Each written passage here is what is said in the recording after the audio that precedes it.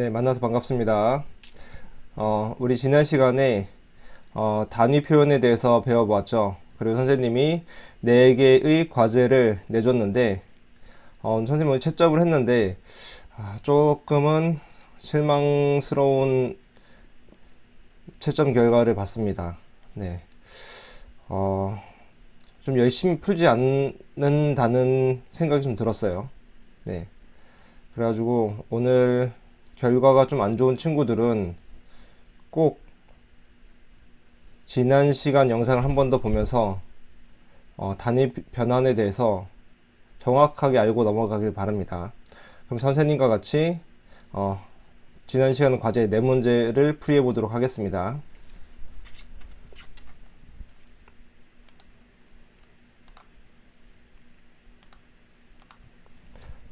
첫 번째 문제는 8400 피코 세컨드죠.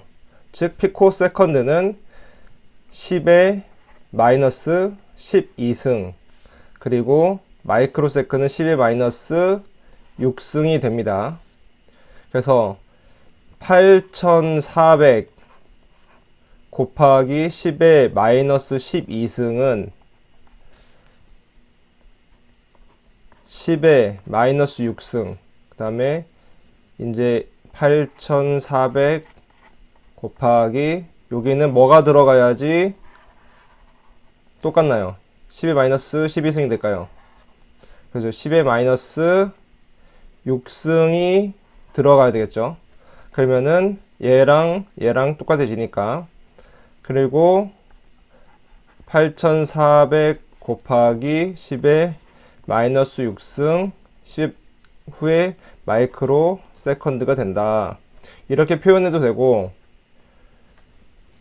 8400 곱하기 10의 마이너스 6승을 하면은 8.4 곱하기 10의 마이너스 3승 마이크로 세크로도 바꿀 수 있죠.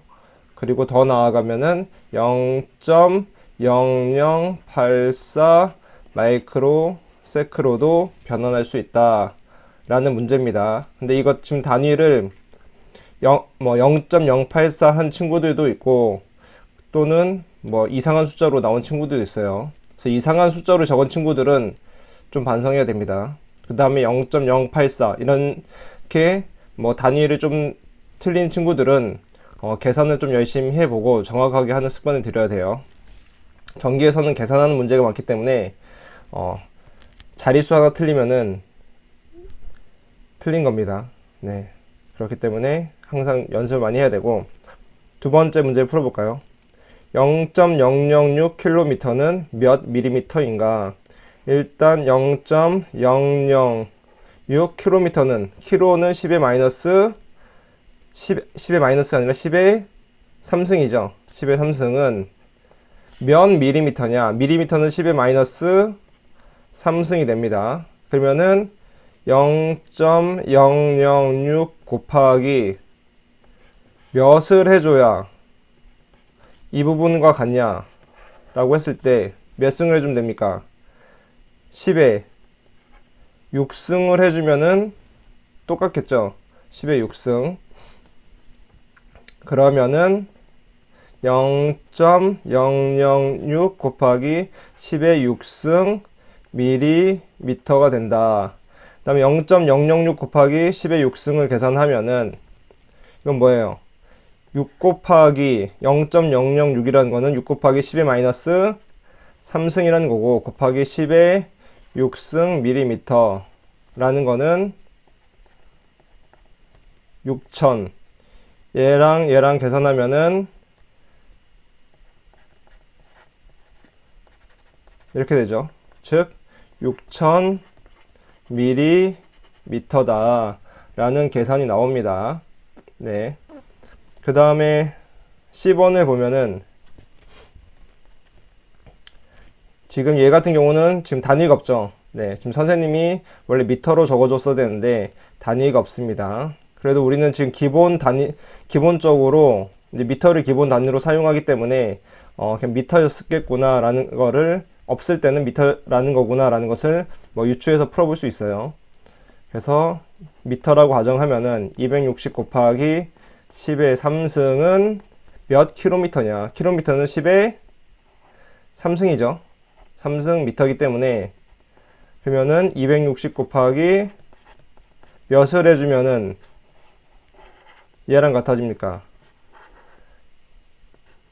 1을 하면 같아지죠. 1.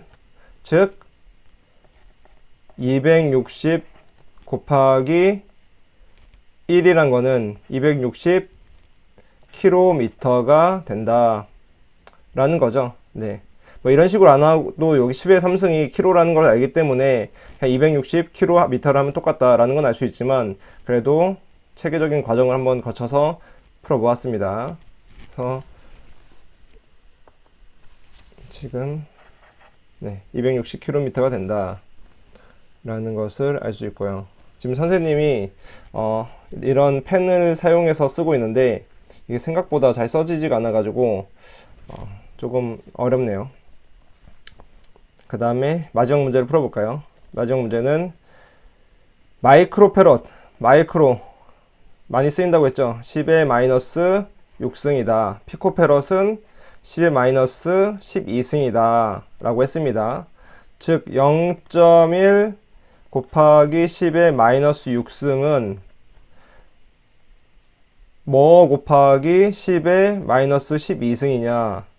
0.1 곱하기 그 다음에 얘는 얘랑 같아야 되니까 여기에 써줄 거는 10의 6승을 써주면은 똑같이 되죠. 그쵸? 그러면은 0.1 곱하기 10의 6승 피코페럿이다. 그럼 0.1 곱하기 0.1이라는 건 10분의 1이고 곱하기 0 6개 피코페럿 하면 어떻게 됩니까? 그러면은 0 5개 되겠죠. 1 하나 이렇게 되죠. 네, 10만 피코페럿이 됩니다. 그래서 지금 선생님과 같이 네 문제를 풀어봤어요. 네, 지난 시간에 풀었던 문제랑 오늘 선생님이 풀었던 문제랑 해가지고 꼭 복습하길 바랍니다. 이 단위 계산은 아주 중요한 기본 문제이기 때문에 꼭 많이 풀어보길 바래요. 네, 이번 시간에는 중단원 두 번째 물질의 구조와 정전기 현상에 대해서 배워보도록 하겠습니다. 그래서 소단원 첫 번째 물질의 구조 학습 목표 원자의 구조를 알고 원자와 전기의 관계를 설명할 수 있다. 물질을 도체, 반도체, 부도체 및 초전도체로 구분하여 설명할 수 있다. 다시 한번 볼까요? 물질의 기본 단위인 원자의 구조를 살펴보고 원자와 전기의 관계를 알아보자. 또한 전기와 관련하여 물체를 어떻게 구분하는지 알아보자. 그래서 소단원 첫 번째, 원자의 구조와 원자와 전기의 관계. 우리 주변에는 매우 다양한 물질이 있지만 모든 물질은 기본 단위인 원자로 이루어져 있다. 이 원자는 전자의 수에 따라 전기적 성질을 띠게 된다. 전자의 수에 따라 전기적 성질을 띠게 된다. 원자는 크기가 너무 작아 우리 눈으로는 직접 볼 수 없다. 과학자들은 여러 가지 실험을 하여 모든 물질이 이러한 원자들로 이루어져 있다는 사실을 확인하였다. 모든 원자는 원자 핵과 그 주위를 돌고 있는 여러 개의 전자로 이루어져 있다. 원자 핵은 양성자와 중성자로 이루어진다. 그래서 여기 우리가 좀 기억해야 될 부분들. 첫 번째, 모든 원자는 원자핵과 그 주위를 돌고 있는 여러 개의 전자로 이루어져 있다. 그 다음에 두 번째, 원자핵은 양성자와 중성자로 이루어진다. 그리고 세 번째, 원자를 이루고 있는 원자핵과 전자는 전기적인 힘에 의해 서로 끌어당기고 있어 원자가 흩어지지 않고 유지된다. 그 다음에 네 번째, 원자핵은 전기적으로 양의 성질을 지니고 있고 전자는 음의 성질을 지니고 있다. 그 다음에 다섯 번째, 양성자와 중성자, 전자의 수는 일반적으로 모두 같기 때문에 물질은 중성을 띠게 된다. 그래서 지금 중요한 내용이 나왔죠. 네. 이거 많이 나오는 문제니까 꼭 기억해 두세요. 그리고 이제 내려가서 보면은 원자의 구조가 나오죠. 그래서 지금 가운데에 원자핵이 있고 주변에 전자가 있습니다. 그래서 지금 원자핵은 이렇게 양성자와 중성자로 구성이 되어 있어요. 양성자와 중성자로 구성되어 있다. 근데 양성자는 정기적으로 중성입니다. 중성. 성이 없어요. 중성입니다. 근데 양성자가 양전기를 띠고 있죠. 양전기를 띠고 있고 지금 전자의 개수와 같습니다. 지금 바깥에 있는 전자의 개수와 같다. 즉 전자는 음전기를 띠고 양성자 수와 같다. 그래서 원자핵 주위를 돌고 있다. 그래서 원자의 구조 모형이죠. 원자의 구조 모형. 지금 여기서 이 표가 중요한데 표에서 외워둬야 될 부분. 일단 중성자는 전하량이 0이고 양성자는 플러스 1.602 19 곱하기 10의 마이너스 19승, 전자는 마이너스 1.602 19 곱하기 10의 마이너스 19승이다 라는 내용. 이 1.602 19 곱하기 10의 마이너스 19승, 이 부분은 꼭 암기해 주기 바랍니다. 네, 시험에 자주 나오기 때문에 꼭 암기해 주길 바라고. 그 다음 질량 부분 한번 가볍게 보면은 일단 양성자와 중성자의 질량은 크게 차이가 없죠. 거의 비슷해요. 10의 마이너스 27승 kg이기 때문에 엄청나게 작은, 엄청나게 가벼운 거죠. 0.000000000 쭉 가다가 167261 이렇게 가기 때문에 엄청 작은 숫자고, 근데 전자는 이것보다 더 가볍다. 이것보다 더 가볍다. 즉 전자는 10의 마이너스 31승이다. 그래서 전자가 양성자와 중성자보다 더 가볍다라는 것만 기억해 두면 됩니다. 네. 그럼 여기서 문제를 한 가지 줄게요. 첫 번째 문제. 첫 번째 문제를 내도록 하겠습니다.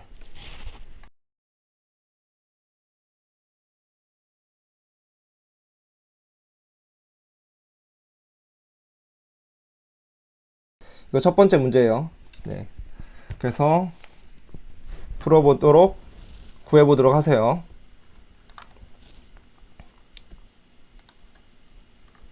그 다음에 뒷페이지 넘어가서 봅시다. 뒷페이지 넘어가면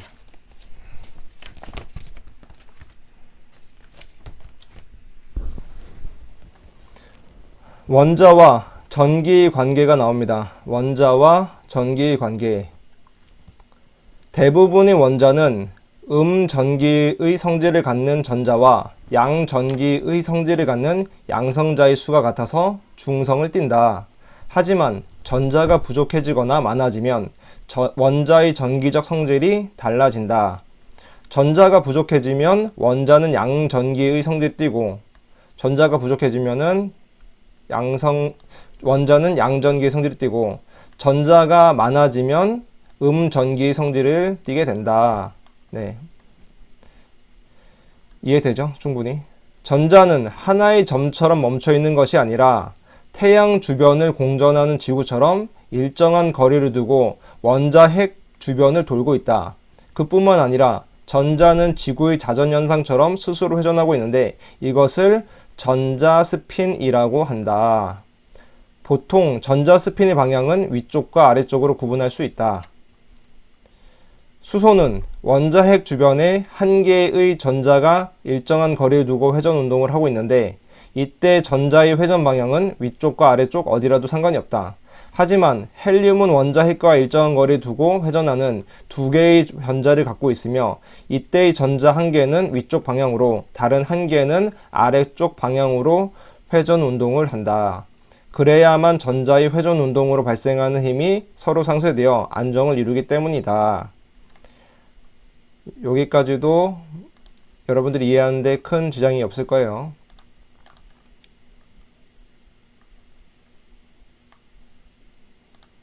전자는 원자핵과 불연속적인 에너지 준위를 형성하며 운동한다. 과학자들은 원자 핵을 중심으로 위치하는 전자들의 에너지 상태를 구별하기 위하여 전자껍질이라는 개념을 만들었다. 전자껍질이라는 개념을 만들었다. 이런 게 지금 K, L, M 이런 궤도를 전자껍질이라고 합니다. 각각의 전자껍질 속에는 정해진 숫자만큼의 전자만 들어갈 수 있으며 원자 핵과 가장 멀리 떨어진 바깥쪽 전자껍질에 있는 전자를 최외곽 전자라고 한다. 최외곽 전자. 지금 단어가 중요합니다. 최외곽 전자. 가장 원자 핵과 가장 멀리 떨어진 바깥쪽 전자껍질에 있는 전자를 최외곽 전자라고 한다. 지금 이 그림 같은 경우는 최외곽이 이 M이라고 적혀 있는 껍질이죠. 이 부분에 있는 전자를 최외곽 전자라고 하는 겁니다. 그리고 다른 말로 하면은 위쪽에 설명이 있는데 원자과 전자란 말이 있어요. 원자과 전자. 어떤 원자가 다른 원자와 이루는 화학 결합의 수를 원자과라고 한다. 원자과 전자는 가전자라고도 하는데 금속의 자유전자가 여기에 속한다. 절연체나 반도체 등에서는 원자과 가전대 속에 있는 전자를 가리킨다. 최외곽 전자라고도 한다. 그래서 원자과 전자는 가전자라고도 하고 최외곽 전자라고도 합니다. 그래서 이 단어들, 지금 이 단어 꼭 잘 기억해 두세요.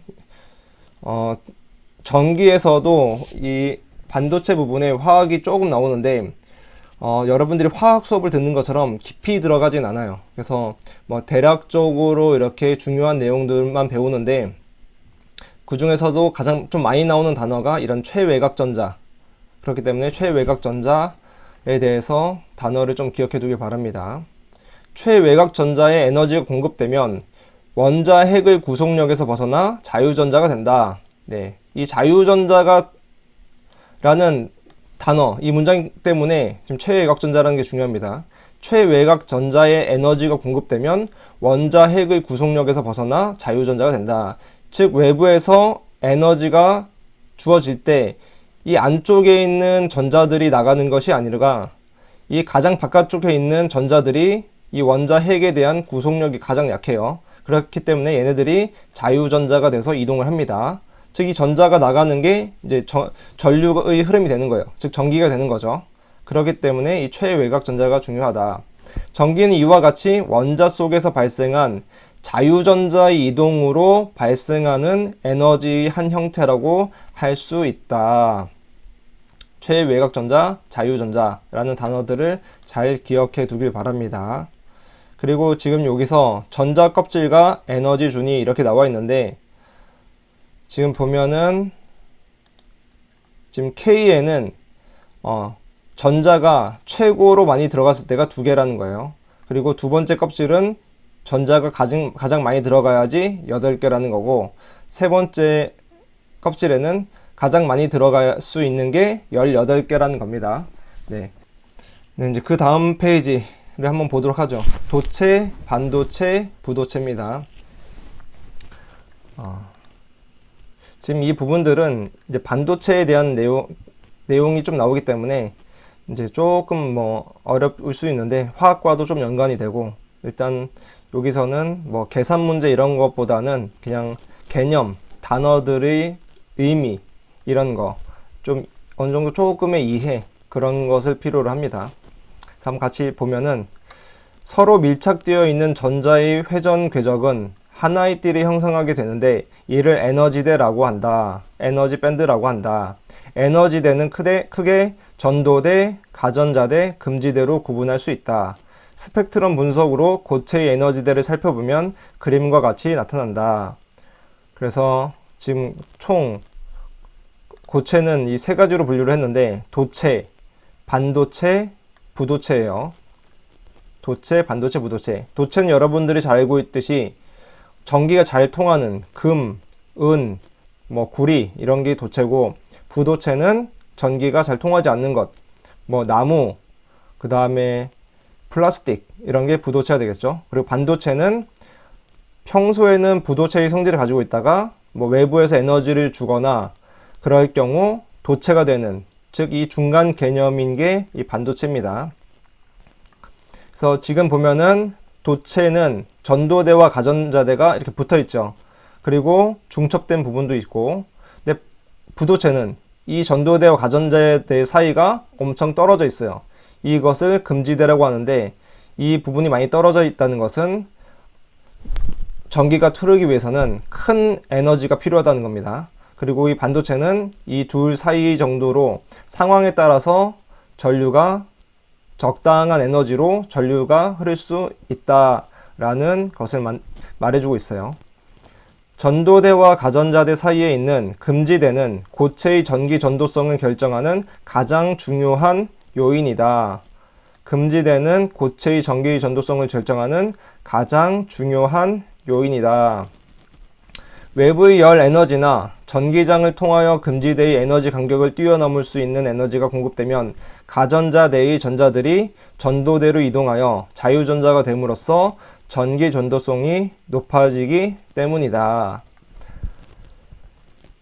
여러분들이 영상을 잘 보고 있는지 확인하기 위해서 두 번째 문제 내도록 하겠습니다.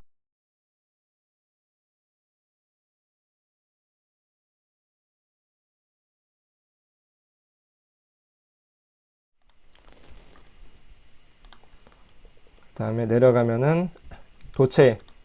소량의 에너지만으로도 전자 이동이 자유로워 전류가 잘 흐르는 물체이다. 그림 I-9A와 같이 가전자대 바로 위에 전자가 없는 전도대가 있거나 가전자대와 전도대가 겹쳐있기 때문에 실질적으로는 금지대가 존재하지 않아 자유전자의 이동이 활발하게 이루어진다. 다음에 반도체. 일정한 양 이상의 에너지가 공급되어야만 전자 이동이 일어나 전류가 흐르는 물체이다. 그림과 같이 전도대와 가전자대 사이의 금지대 폭이 작아서 일정량 이상의 에너지가 공급되어야 가전자대에 있던 전자가 전도대로 이동할 수 있다. 반도체를 만들 때는 전자의 움직임을 활발하게 하기 위하여 불순물을 첨가하기도 한다. 라는 내용이 됐죠. 부도체. 마찰이나 강한 전기장이 있어야만 전자 이동이 발생하기 때문에 전류가 흐르기 어려운 물체이다. 그림과 같이 전도대와 가전자대 사이에 매우 큰 금지대가 있어서 지금 에너지 갭이 5 일렉트릭 볼트 이상이 되어야 되는 거죠. 가 있어서 소량의 에너지로는 전자가 이동할 수 없고 매우 큰 에너지가 공급되어야만 전자의 이동이 일어난다. 이처럼 부도체에서는 자유전자가 쉽게 생기지 않으므로 전류가 흐르기 어렵다. 라는 내용입니다. 그 다음에 초전도체가 나옵니다. 초전도체. 초전도체는 특정 온도에서 전자 이동을 방해하는 성질이 없어지는 물체이다. 초전도체란 특정 온도에서 전자 이동을 방해하는 성질이 없어지는 물체. 전자 이동을 방해하는 성질이 없어지면 외부 에너지가 공급되지 않아도 전자 이동이 자유로워질 수 있다. 1911년 카메를링 교수는 수은의 전기 저항을 측정하는 실험을 하다가 절대 온도 4.2 K 즉 마이너스 268.8도에서 갑자기 전기 저항이 없어지는 현상을 발견하고 이를 초전도 현상으로 명명하였다.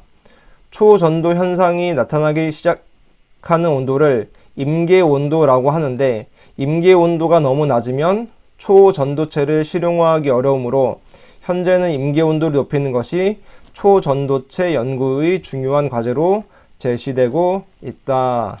라는 내용입니다. 이번 시간 수업은 이걸로 하고 다음 시간에 보도록 합시다.